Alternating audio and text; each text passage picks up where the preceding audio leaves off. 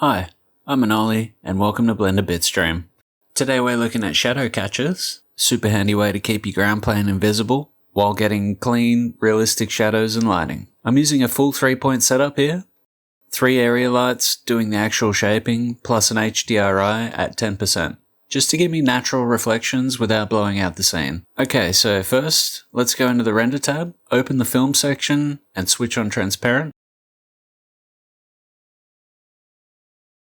And now we'll turn on rendered viewport shading. Then we'll add a plane, hit Shift A, go to mesh, plane, and let's set its size to 7 meters, just enough to catch all the shadows. After that, go into the object tab, open the visibility section, and check shadow catcher. This is going to make just the shadows get rendered, and everything else will be masked. It's also going to be good for our bounce light. Finally, press F12 to render, so the shot appears in the compositor.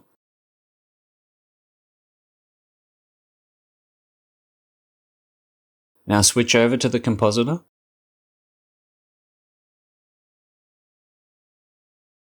Add a new node tree so the compositor has a fresh setup to work with. Now press Shift A, search for alpha over, and add the alpha over node. Plug the render layer's image output into the foreground input of the alpha over node.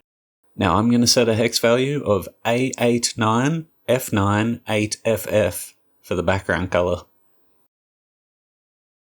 Now we'll go back to layout, open the viewport shading popover, and turn the camera toggle on so the compositor render shows correctly in the viewport. Now let's return to the compositor. Now you can see this setup's enough to get you over the line. You'll see clean, accurate shadows over any color you choose, which is super handy when you're matching backdrop colors for pro-approved props on TurboSquid or whatever platform you're aiming for.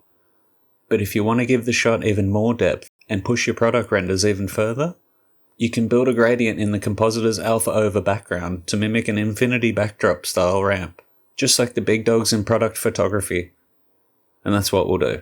Okay, now we'll start by making a box mask. So hit Shift A, search for box mask, and select it. Set the position values to 0.5 and 0.15.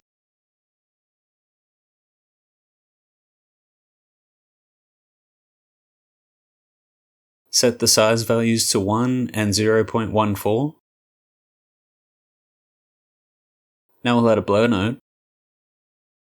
Plug the mask into it and set both blur sizes to 324.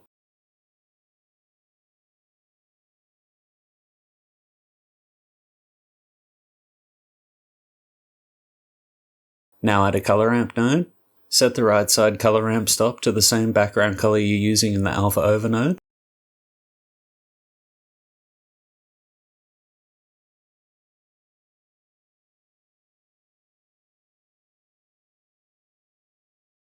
And I'm going to set the left side color ramp stop to 57514DFF.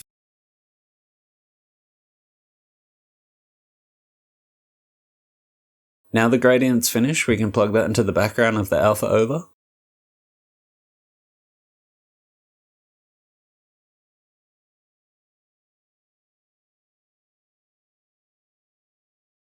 Let's go check it in the layout workspace. We'll just render and check the result both with and without the shadow catcher, and you can see the difference. And that wraps the episode. If this helped you, hit like, and if you want more Blender workflow breakdowns, subscribe, because you don't want to miss the next one. Thanks for watching, take it easy.